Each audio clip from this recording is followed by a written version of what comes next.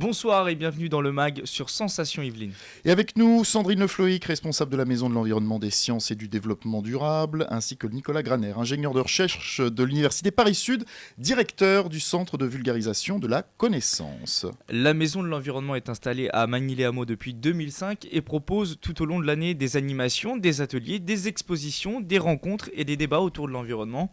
Est-ce que c'est parce que les Yvelinois sont sous-informés en matière d'environnement et de développement durable notamment ? Ah non, pas du tout. Les Yvelinois ne sont pas sous-informés, mais il y a une actualité qui change, il y a des nouveautés, donc on a toujours besoin de s'informer, de sensibiliser les plus jeunes comme les plus âgés. Donc en fait, on a un lieu de culture comme plein d'autres. Concrètement, qu'est-ce que vous proposez ? Formation, initiation Alors on propose effectivement quelques formations dans le domaine de la botanique, de l'entretien des jardins, mais après on propose plutôt des actions qui sont au sein des murs, donc avec des ateliers, justement comme je vous parlais pour les plus jeunes, à la fois des ateliers familiaux, des conférences aussi. Des expositions, et puis après on a aussi des actions hors les murs avec des randonnées qui sont des fois thématiques, qui sont des fois historiques, avec des parcours dans la ville, et on travaille aussi bien sûr sur tout le territoire de la communauté d'agglomération auquel on appartient, donc de Saint-Quentin-en-Yvelines. Donc on travaille après avec les différentes communes. Alors moi j'ai noté, vous proposez des cours de jardinage. Expliquez-moi un petit peu ce que vous proposez exactement. Parce que moi je suis passionné de jardinage, comme à peu près tous les Français qui possèdent un petit terrain, un petit rebord de fenêtre où ils font de la... Alors en fait il faut attendre les beaux jours, donc c'est pas pour aujourd'hui, il faut attendre le printemps prochain. Donc à partir du mois d'avril on a un cycle de formation, on en propose 4-5 en général à cette période-là, les samedis, et sur réservation, parce que c'est vrai qu'en général c'est complet, pour un groupe de 20 à 30, et donc on forme à plein de questions, à la permaculture, à pas mal de choses. La quoi ? Permaculture. C'est quoi ce mot barbare ? Alors la permaculture, c'est vraiment un concept qui est très intéressant, qui permet en fait de travailler avec en valorisant vraiment les matériaux naturels, la terre, etc., sans engrais chimiques. C'est vraiment les méthodes modernes de jardinage. Donc on est vraiment dans le concret, c'est ça ? Oui, vraiment.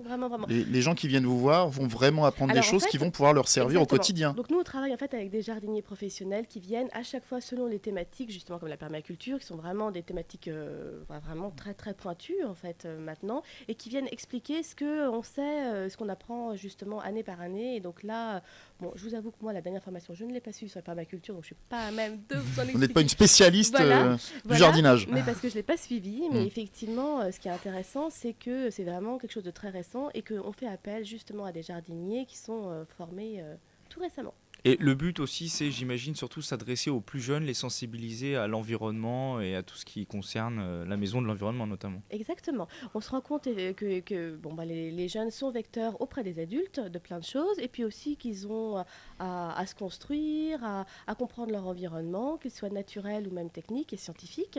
Donc en fait, nous on fait effectivement beaucoup de choses avec eux. C'est un prolongement de l'enseignement, c'est une ouverture d'esprit, c'est une formation à l'esprit critique. Et j'imagine que Nicolas Graner a toute son importance puisqu'il est directeur du centre de vulgarisation de la connaissance. En gros, c'est pour faire comprendre aux enfants que l'environnement, le développement durable, c'est pas quelque chose de chiant, clairement. Le centre de vulgarisation de la connaissance est plus général que ça. C'est un service de la faculté des sciences d'Orsay qui cherche à faire connaître la science dans le public, aussi bien les recherches actuelles que la culture scientifique, disons les notions de base de la science que tout citoyen devrait connaître. Et donc on s'adresse en particulier aux enfants, bien sûr, puisque c'est important de les former, de les intéresser aux sciences le plus jeune possible, mais pas seulement. On a aussi des expositions, des sites web, des conférences, des visites de laboratoire, toutes sortes d'activités qui s'adressent vraiment au public en général. Rendre la science accessible, c'est ça ? Exactement. Et c'est pour ça que vous vous regroupez, que vous collaborez ensemble, j'imagine, avec la maison de l'environnement, Nicolas. Voilà, donc on a différents partenaires suivant les projets, et pour ces expositions qui ont un rapport avec le thème de l'environnement, bien sûr, on collabore avec nos voisins de Magny-les-Hameaux, de la maison de l'environnement, qui sont assez tournés vers les enfants, mais pas uniquement non plus, puisque la maison de l'environnement est aussi ouverte à tout le monde. Donc c'est tout à fait complémentaire. Nous, on est plus axés sur les contenus scientifiques, et la maison de l'environnement diffuse et fait connaître. C'est une chance de pouvoir s'appuyer, Sandrine, sur ce centre de la vulgarisation. Nous, on a de la chance effectivement d'être sur un territoire où il y a plusieurs acteurs en culture scientifique, et il y a aussi beaucoup de scientifiques. Donc c'est vrai que Nicolas Graner, appartenant à la faculté de Paris Sud, vous êtes vraiment, encore plus que nous, en contact de scientifiques. Et c'est vrai que quand on mutualise des moyens, ça permet en fait de faire des projets de plus grande ampleur et puis de réfléchir ensemble. Donc c'est bien parce que ça permet aussi de ne pas faire des doublons en fait dans des supports. La thématique notamment de l'eau par exemple, on va peut-être parler tout à l'heure, elle touche tout le monde. C'est vrai que ce serait un peu idiot finalement de proposer, de concevoir des outils qui soient redondants. Autant mutualiser les moyens, les compétences et puis proposer des outils qui soient intéressants. Et aujourd'hui, est-ce que, l'idée reçue, c'est voilà, l'environnement, c'est plus forcément la priorité des gens. Est-ce que vous constatez encore un réel intérêt des gens ou alors, en ces temps un peu difficiles, c'est plus forcément la priorité numéro 1? C'est-à-dire que le tri sélectif, on s'en fout un petit si, peu, la consommation d'eau, on s'en fout.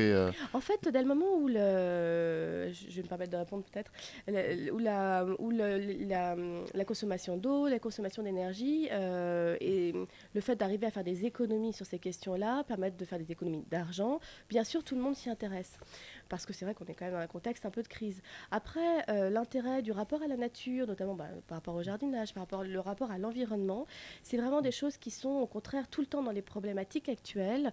Je pense aussi à ces questions-là par rapport au développement du bien-être, où aussi il y a vraiment un retour aux questions naturelles, au retour au bio, aux questions par rapport à l'agriculture, d'où viennent nos aliments, etc. Moi, je pense au contraire, je ne sais pas ce que vous en pensez, M. Graner aussi, qu'au contraire, ces questions sont vraiment d'actualité. Et puis les questions d'environnement, il y a une partie pratique, concrète, comment faire des économies, comment protéger la nature, mais il y a aussi le côté scientifique, simplement de comprendre ce qu'il y a autour de nous. Et là, la science intéresse le public. On voit à la fête de la science, par exemple, il y a des milliers de personnes qui font l'effort de venir à l'université et dans tous les autres centres. Donc, qu'on parle de physique, de chimie, d'informatique ou d'environnement, il y a le côté connaissance fondamentale qui intéresse beaucoup de gens. C'est tout à fait complémentaire du côté pratique, concret de ce qu'on peut faire, nous, chacun chez soi. Il faut faire preuve de pédagogie avec des outils différents, vous le disiez, ça peut être à travers des expositions, mais aussi des spectacles. Oui. Les spectacles, j'imagine que ça cartonne auprès du jeune public, et puis ça permet de faire passer les messages. Exactement, donc notamment la Maison de l'Environnement propose des spectacles à la fois pour le tout jeune public, ce qui est assez rare, et des spectacles aussi pour les familles et les adultes. Là, par exemple, on a un spectacle qui s'appelle Oh là l'eau le 4 décembre. Il faut savoir qu'il est complet depuis plus d'un mois en fait.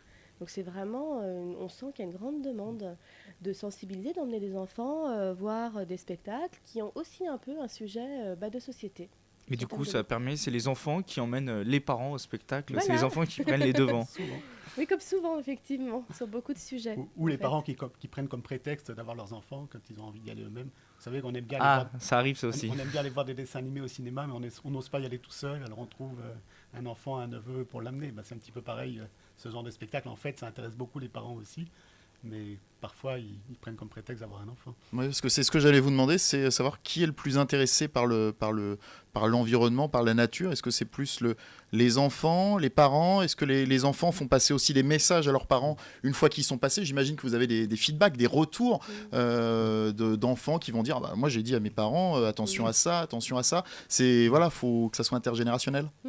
Après, c'est vrai que c'est pas la même chose parce qu'avec les jeunes notamment, on va être aussi sur une compréhension de l'environnement, sur une explication des cycles qui existent dans la nature, avec aussi des concepts scientifiques. Effectivement, avec des adultes, on va avoir un peu moins cette démarche pédagogique et didactique, même si en général ça les intéresse beaucoup, mais pas dans une première approche.